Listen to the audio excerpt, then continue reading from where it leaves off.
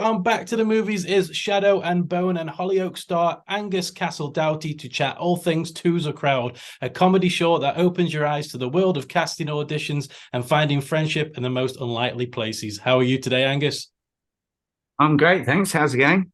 Yeah, I'm not too bad. I'm exhausted after that intro, to be honest with you, mate. That was a long one for me. But You've made things sound a lot more impressive than they actually are, I think. I'll take that. I'll take it. So before we dive into a short film about double acts, I thought I'd fire an easy question out first and foremost and ask you who your favorite double act is out there in the world. Do you know what? I sort of oscillated with this. I don't think you can look past the two Ronnies. Yeah. Because that the two Ronnies were sort of my upbringing, or like early upbringing, when people are showing you their favorite, or gold comedy gold on TV are like showing the greatest sketch shows ever. But then I started thinking a bit more like present day about it, and I just feel like the longevity of Ant and Dec. I knew you were going to say it. I knew it. I was thinking the same. I was like, as soon as I asked the question, I was thinking, it's got to be, Ant. It's got to be. It's like the NTAs every year, they might as well just have already written their name, best presenters, and then just hand them to. Oh, that's the thing. I'm sure every single person that audience is going. As soon as that category is read out, it's like, yeah, right. We already know. Yeah, the other nominees just going home. Yeah, exactly. Yeah, they've just gone to the bar, and there's no need to Yeah, like they're on get their off. way back. So yourself and co-star Andy Burst met during a chemistry read for Shadow and Bone and have become inseparable ever since. So how did the idea for Two as a Crowd come about?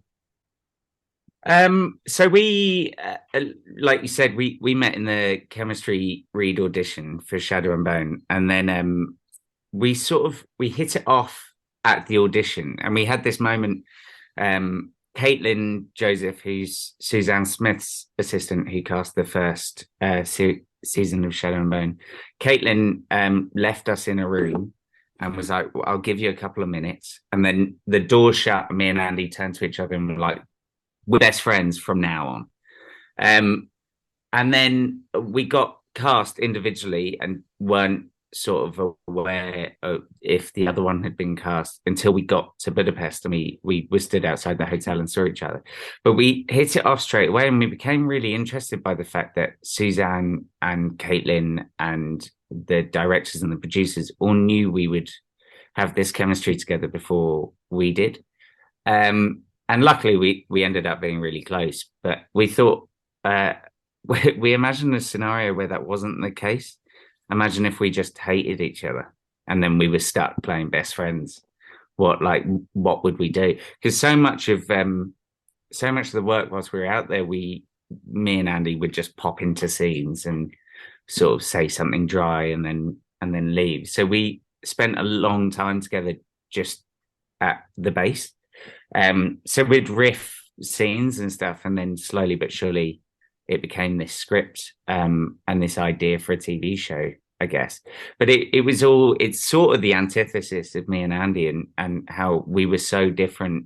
Surely it means that we should hate each other. And in the wider TV show, so the short film is the sort of nucleus of this idea, and then we've written a TV show version of it, where by the end they realize they're the only people that actually know each other. So it's all about sort of brotherhood and friendship, and how it can come in unlikely places, I guess. But mentioning that it could be a TV show, that was one of the questions I was going to ask you, because it has like that sitcom almost feel to it before it's even been established. Like two actors have this meet cute and then traverse the wild and wonderful world of acting. I mean, where do you see the arc for that going in the future? Is that dependent on the success of this original one, or is just something that you guys can pitch to somebody and take it from there, or how does that work? Yeah, I think the answer is I don't know what I'm doing.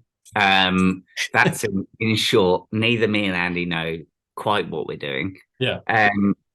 But the first ambition for it was to use the film as we were calling it a proof of concept, but that slowly became pilot. It was to use it as a pilot for the whole TV show. And we've sent it off to and had some feedback and some ignores, which is fine. But the hope would be to develop it into a TV show that we've more or less written. We wrote it whilst we were doing the film.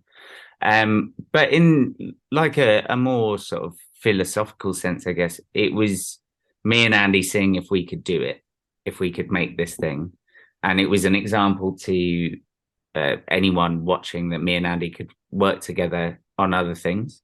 So it's much of a proof of concept of the two of us again working together as it is the story that we're telling in the show.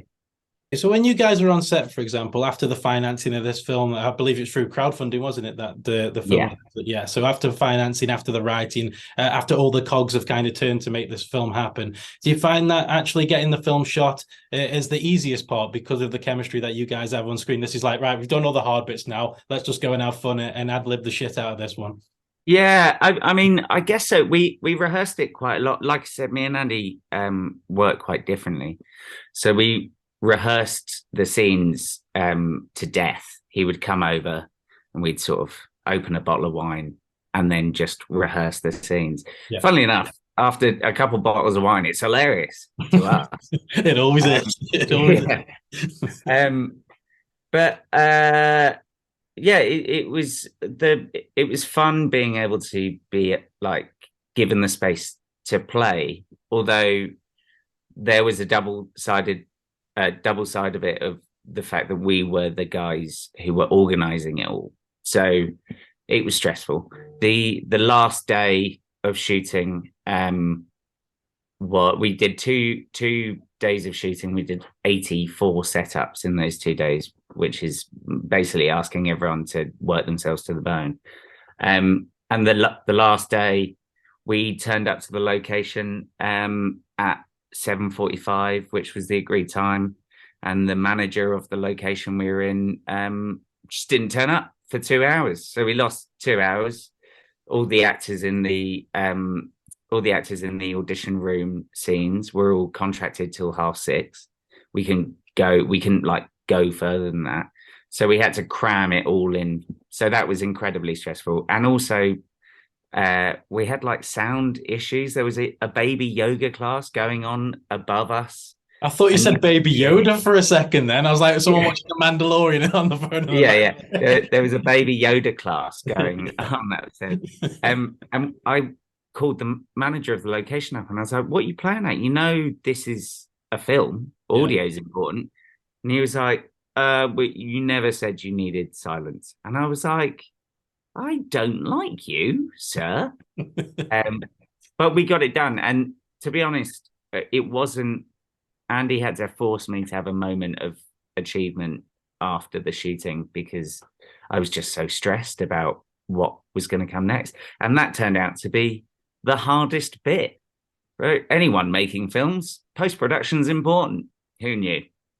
It is, and I imagine a lot more bottle of wines thereafter were consumed as part of that post-production process. Yeah, again, we didn't know what we were doing, so we were pulling in favors, and it just ended up. We finished shooting the film June 2021 and released it February 2023. So it was a very long, stressful process of just I think the first thing you realize when you sit in front of an edit of the film that you've painstakingly shot and written, you watch the first assembly and you go, wow, this is rubbish. Everything, why have we done this? This is horrible. We can't show people this. And it was a lot of that for the next 18 months. So yeah, I would say the filming of it was the funnest bit because thereafter it was incredibly stressful. So hearing that story, I need to send you something to compensate for the stress that you've gone through. Yeah. A big crate of beer soon. So Andy's character, Henry, has this laid-back approach to life. And if he gets the role, he gets it. If he doesn't, he doesn't. Whereas your character is very by the book, very prepared, takes it all seriously and methodically. Out of the two characters, which one do you personally relate to the most? Finley. Yeah, I mean, they were both they're both sort of based on me and Andy, but the worst parts of ourselves. Yeah, like the exaggerated versions. Yeah, I mean, I never went to drama school, so I can't really claim Finley's gravitas of having gone to the Royal Academy. But that sort of, I don't know if even in a comedy, I don't know if I'm that fun. So like, I just get very meticulous about it, but not in the same way that he does. And Andy, conversely, is also quite meticulous, but he is just a big friendly guy. So people like go and have a joke with him, whereas I think I might walk around with the most intense face you've ever seen. But they are like we've hardly hidden it.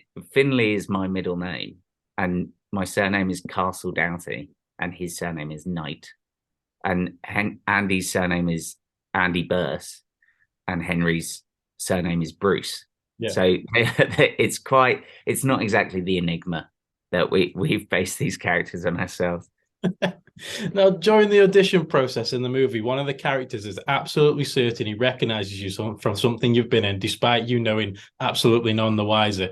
Have you ever been mistaken for someone else on the streets when they've got it drastically wrong? No, I mean I've done it to someone before where they've gone. It's never happened before. Happened once with Shadow and Bone, but that was because I was with Archie, and I think Archie's got quite a big fan base, and the poor person also had to get a picture with me because Archie was like, he's in it too. um, and then over Christmas, especially in Liverpool, Hollyoaks got quite a big, lovely fan base up in Liverpool, and everyone is quite happy to stop and like tell you how much they appreciate it. But over Christmas, I grew my beard because I had just done this. I just shot a load of intense stuff. My character's not very nice, and I thought, well, if someone's not nice when they stop me, I'm gonna want to get out clause. So I've had someone come up to me and be like, "Are you in Hollyoaks?" And I'm like, "No, that's not this guy." I was in the new Kingsman film for about 3 seconds, and we did 3 days of shooting for that 3 seconds. And at one point, I noticed all the crew were like laughing at me. And I thought, oh God, I'm really insecure now. So I asked them what was going on, and they're all friends with Ross Kemp. And apparently, I looked like Ross Kemp's bastard son. But that wasn't them mistaking me for Ross Kemp. That was them just saying I look like his child. Did you see, actually, this is such a sidebar, but I don't know if you know this, Cadbury's cream eggs have got a £10,000 challenge on. Have they? Yeah, if you don't eat a specific cream egg, you win £10,000. And Roman Kemp ate it without knowing. There was a story in the newspaper the other day. It's like a Love Heart crisp that was worth 100 grand, and someone just went, "Yeah, I'm having that." Shocking. God, I'd be absolutely mortified. As an actor in this chaotic world of auditions, and out of the two personalities of the two characters in this particular film, which do you feel is the most beneficial when chasing actual parts in the real world? Or is it a blend of both? I've got to say, I think Henry's sort of got it spot on. I think the problem with Henry is that he takes it too far, and he's almost too lackadaisical with everything in his life. And Finley's problem is that he takes himself too seriously. Yeah, I think Olivia Colman said, "Take your work seriously, but don't take yourself seriously." And I think that is spot on. And I think Henry has this, like, if you're unashamedly yourself, I'm sure, especially if you work hard and you're unashamedly yourself, you'll go into a room and someone will clock onto it and want to do something with you. I think a big part of an audition is they're also seeing if you're nice to work with. So if you walk in like Finley does and take yourself so seriously and treat the casting assistant like they're a nobody, I don't think it's going to go very well, to be honest. No. So with your experience of casting auditions and my inexperience of casting auditions, can they really be as far out and as ad lib and crazy as the ones experienced in the film? I think I've taken some creative license, to be honest. I think I actually said this to our casting director. I was like, I'm really worried about people from the industry seeing this film because it looks like we're just slagging off directors and casting directors, and Yeah. it's not the intention.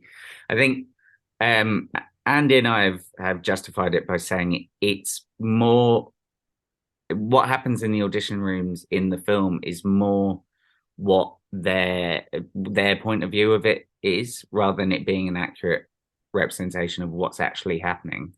So especially Hugo's character does a whole monologue about how bad the actors have been, and Andy's character is sat in front of him the whole time.